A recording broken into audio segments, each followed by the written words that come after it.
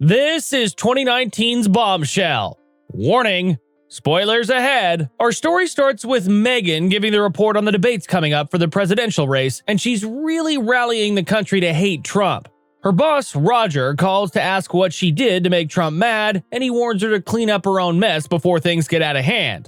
Roger is the head of Fox News, and it seems as though he runs everything from his office. Megan gives us a rundown of what the Fox News building layout is, and she lets us know how the entire empire is run. When she's done, we see that the presidential debate is the key factor in the newsroom now.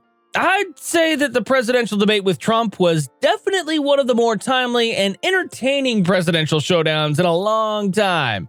Just as Megan gets ready to prep, she has to rush to the bathroom to vomit, but once she gets the okay to go after Trump in the debate, she tries to get some pills down to help calm her stomach. Her assistants lay her down in her room for a bit before escorting her to the podium. Meanwhile, Gretchen and Kayla are watching the debate from the office, and it turns out that Megan becomes Trump's Twitter target after the debate. Megan goes to meet with Roger about the publicity, and it turns out that Roger thinks Megan is doing something right.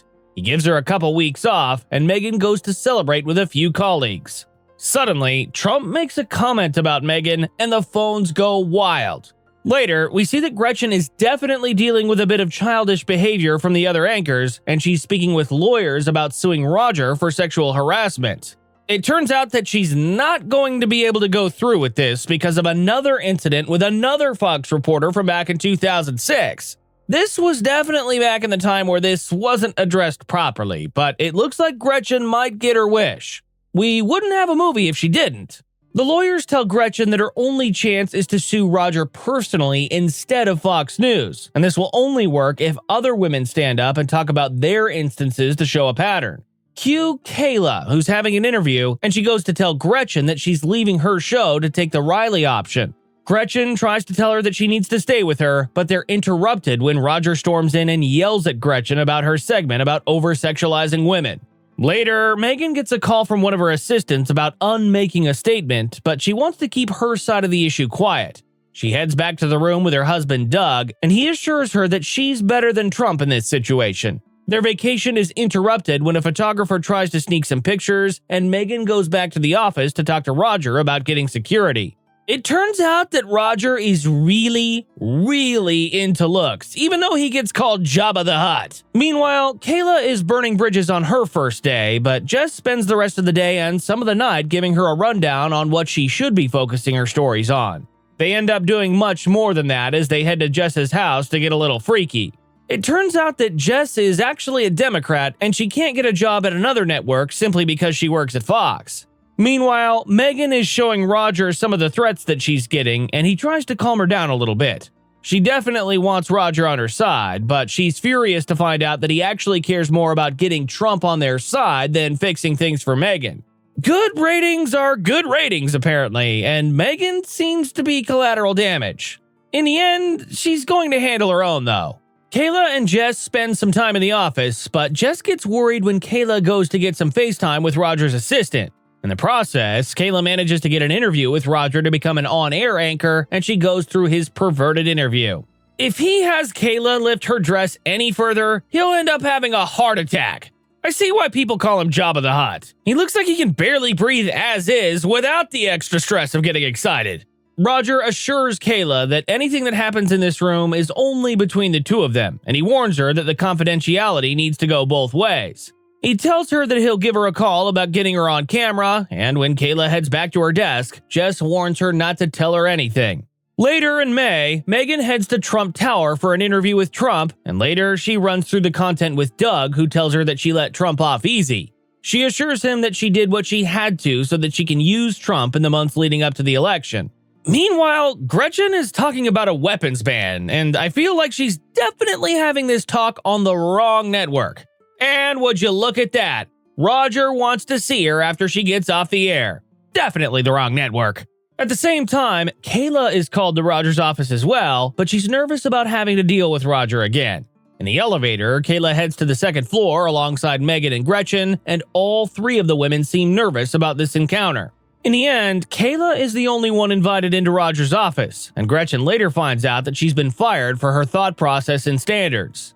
With Gretchen getting fired without probable cause, she gives her lawyers a call and the battle starts. With this starting, the Murdoch brothers who own Fox call each other to go over the lawsuit, and they're advised to conduct an internal investigation. It turns out that Lachlan and James have had quite a few issues with Roger, but it's taken this long for them to be told that they need to handle him? Their problems with him literally go back to 9/11 times. That's way too long. The news studio is amazed to hear that Gretchen is suing Roger, and it ends up being the talk of the studio. Meanwhile, Roger's wife is warned to go home after Roger finds out that he's being sued. At home that night, Roger's paranoia is getting the best of him, but his wife gives him some reassurance.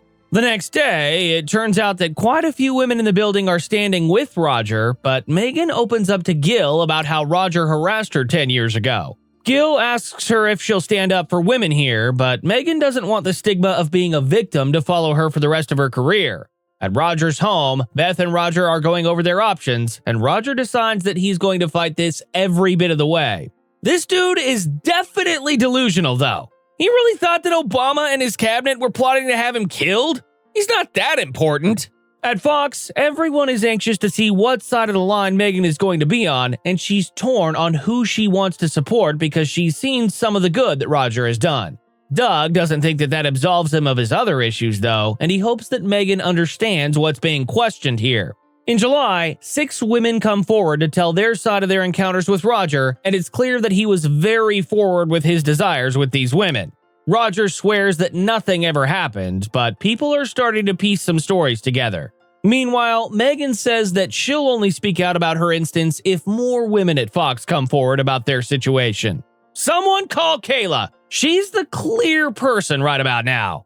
Over time, the lawyers go to meet with Gretchen again, and they tell her about how no one at Fox has come forward. Once they explain that Megan has been the silent one, the lawyers ask her if she'd be willing to reach out to Megan herself. Gretchen doesn't think that anyone can get Megan to open up, and the lawyers assure her that they'll get Roger. At Fox, some of the bigger women are trying to rally all the women to be on Roger's side, but Megan is getting a tip from the makeup department about women who have had issues with Roger. Megan's team is split on whether or not they want her to put their jobs at risk, but Megan thinks that she needs to get to the truth. It turns out that Roger has a room dedicated to posting negative stories about people where detectives dig up dirt on people. He called it the Black Room. This dude was working everyone from the inside, and it's way deeper than anyone thought. More women come forward, and eventually, Megan asks Kayla if he'd done anything to her. They open up to each other about how it happened, and Megan tells her that she should come forward. Kayla can't believe Megan never blew the lid on Roger, and she's actually mad at her for being a hypocrite. That night, Kayla calls Jess to tell her that she's going to talk to the lawyers about her situation with Roger, and Jess supports her. Later, Megan talks to the lawyers about her own side of things with Roger, and she opens up about how he used her contract as a way to get her to do what he wanted with her. It turns out that Megan accusing Roger of harassment was the bombshell that Gretchen and the other women needed. Way to tie in the movie title there! I'd say that this is the end of the line with Roger, but we all know that even the victims end up getting repercussions in the end. Megan is definitely feeling it here. Megan heads to Cleveland to handle the debate, and Roger finds out that Gretchen taped their conversations for over a year. With that bit of news out there, it means that Roger has no credibility anymore, and he's finished. Roger is let go from Fox News, and Rupert Murdoch comes back to the country to deal with Roger's termination. Roger is trying to appeal to Rupert's feel-good side, but while Rupert admits that Roger's contribution to Fox was unforgettable, he thinks that the money they're offering him to step down peacefully is more than fair. At first, Roger is against stepping down, but he finally realizes that he doesn't really have any options here. Meanwhile, Megan is dealing with plenty of haters at the convention, and she realizes that she doesn't want to be a part of Fox News anymore. At the office, Rupert addresses the network by mentioning Roger's departure from the company, and Kayla starts to question everything. We all know that Roger leaving Fox was for the best, but do you think he deserved harsher judgment? Either way, Kayla has decided that Fox News is not where she belongs, and she leaves to make her own path. Gretchen spots Megan out in public, and they give each other one last glance before going their own way.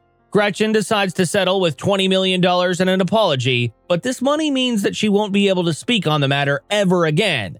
Then, the credits roll. Thank you for watching, and I hope you enjoyed the video. Don't forget to like and subscribe for more like this one. Comment what you think I should watch next, and I'll see you in the next video.